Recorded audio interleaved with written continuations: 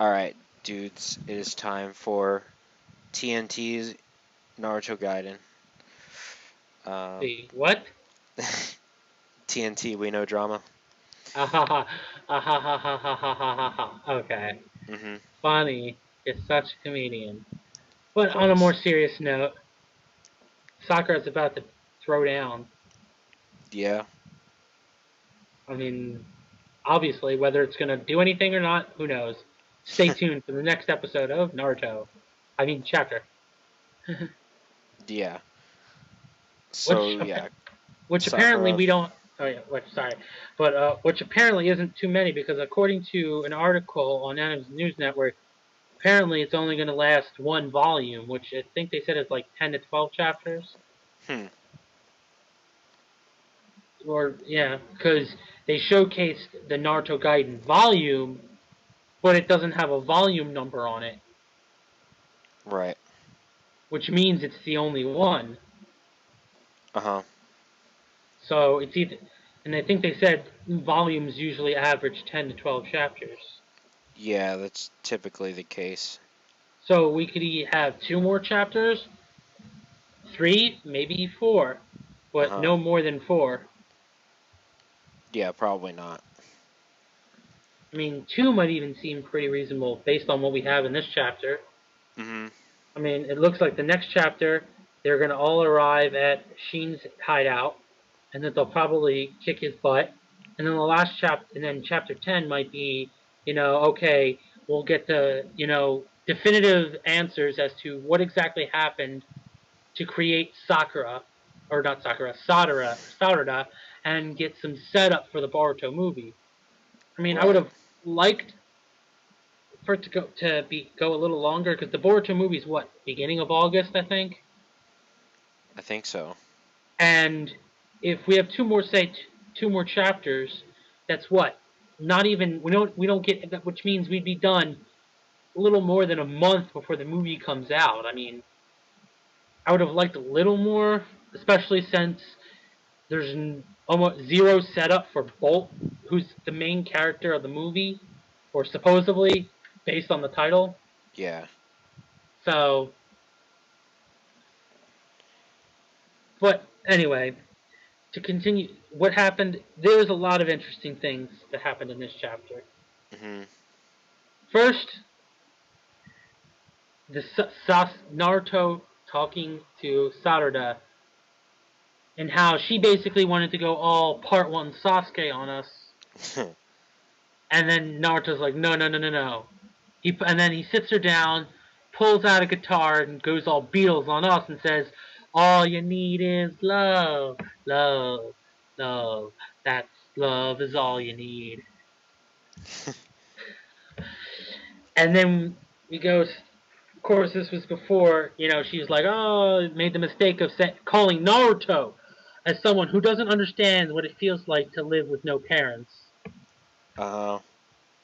Which makes no fucking sense because if Naruto the Last proved anything, Naruto became not only godlike in power, but godlike in legendary status after the events of the Fourth Great Ninja War. So it should be common knowledge that he grew up without parents. Mm-hmm. You, especially with the kids, you think they would be teaching that as a part of their class in the academy, the history of Right. the village. Because whether or not it's a ninja school, it's still a school, so they're going to learn some form of history, especially shinobi history, which would involve most recently the Fourth Great Ninja War Uh-huh. and the hero Naruto and learning all about him. So it just seems kind of odd that she didn't know that. But of course, that was just used as an excuse for them to waste two pages on flashback of, and that's just of Naruto's stuff that happened in Naruto in part one. Yeah. When I saw that, I just like face palmed. I mean, we've seen it like 5 times in part 2. We don't need to see it again, but we did. But the Sarada and Sakura flashback, was I thought was amazing. And here's one thing I need to know. Now, last week, after reading last week's chapter, a lot of people were trying to find ways to get around the whole DNA test to proving that it's, you know, Sakura. That's not Karin's hair, or, like the various other things. And it's funny because it's like, well, okay, how can you really disprove? Like, really, how the hell can you disprove a DNA test? Well, there's a lot of possibilities. But in this chapter, they're like, oh, well, the flashback gives another point that could possibly lead to, it being revealed later on that no, she's actually Sarada's actually Sakura's daughter, because if you pay attention, before you see the whole thing about her in the fever in bed with fever, she asks her mom, "Well, where's Daddy? When he's gonna come home?" And she's not wearing glasses. Uh-huh. But then after she's seen with the fever, she has glasses. Now, being in a manga, he can do whatever he wants, but I've never heard of a fever causing someone to have eye problems. Uh, I mean, I've actually had a sickness where my eyesight actually deteriorated for a while. Like, and I mean a good while, like months after like Yeah, I but was sick, but not to this extreme. yeah, because this extreme basically turns someone who shouldn't need glasses ever to someone who needs glasses. Hmm. So it's just very intriguing to see that because that could also be a plot point or should I say another plot hole that he sets up as a way of saying later down the road. Oh yeah, this was set up that it's could actually still be Sarada's could actually be Sakura's daughter as opposed to Karin's. Hmm. And why is that? Here's another. And now in last week's chapter, what people were trying to say was the whole part about Suigetsu not being the most competent person looking through Karin's desk for the DNA sample. And and here's an exact quote from the manga stream translation. When he finds it, he says, "Ah, it's here. It is." And then he thinks in his mind, "I believe this is from when Karin was born." And the reason why that's important to note is because one, since Soigetsu is not that competent and not that intelligent, it's possible that he could, that he could make mistakes, obviously. But the point here is that it is, as most people know, when most often, and pretty much almost every time, when you're born, your hair color will be different when you're older from what you were born with. Hmm. Now, some people are saying that he, in his incompetence, and because of this line, that the piece of strand of hair he picked was not actually red. It might have been a different color, possibly even black, and he stupidly thinks, oh, this must have been from when she was born. So, so thinking that, oh, it might be Sasuke's hair, Yeah. and that, which would be, especially with all the various plot holes he's worked with in the past, or should I say, plot points he brought up that created plot holes that he didn't just completely ignored. It wouldn't be too far of a stretch that he just turns around and says, "Oh yeah, Sakura is still the mother."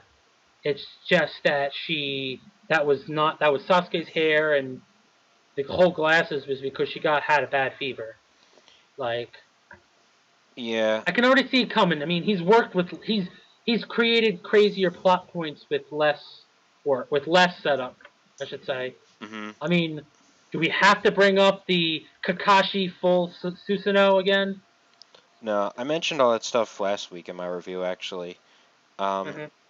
the one thing I didn't mention was that some people were saying that it's actually the umbilical cord, because in Japanese culture, they actually do tend to keep some umbilical cords, which is odd to me, but whatever. It could be. Um, I don't Which know. could all, which I mean, it is possible, but which I wouldn't mean, be Sasuke's, of course.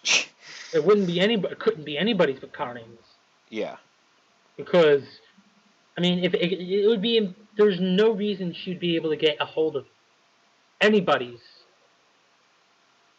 That especially with Sasuke, she didn't even meet till later on in her life. So how would she be able to track down like that's like a level of obsession that not even Juvia has yet to reach.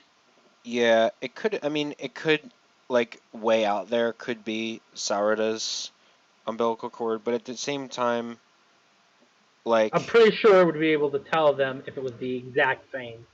but the thing is, like, the DNA test was 100% match, which is impossible between any two people, even twins. Um, Well, yeah, so, well, no, it didn't say. I don't think it said 100% match. It just said match found. but if you look at like the graph, it was literally identical, which Well, is yeah, which is only impossible. unless you're comparing your DNA sample with another sample of your DNA. Yeah, of your own DNA, because at best you would get a 50% match with your parent.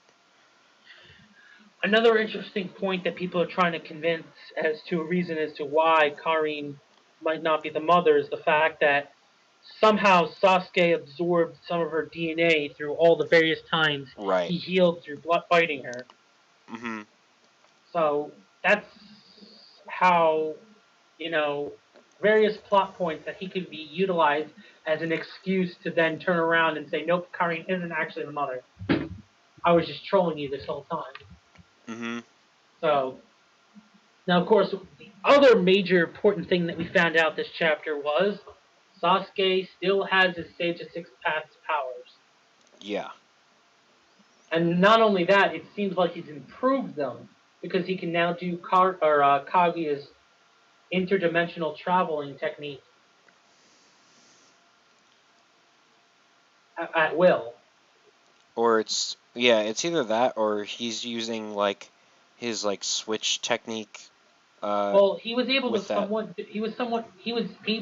somewhat do that in the battle against Kaguya, but that took a lot of extra chakra and was like he was barely able to do that before.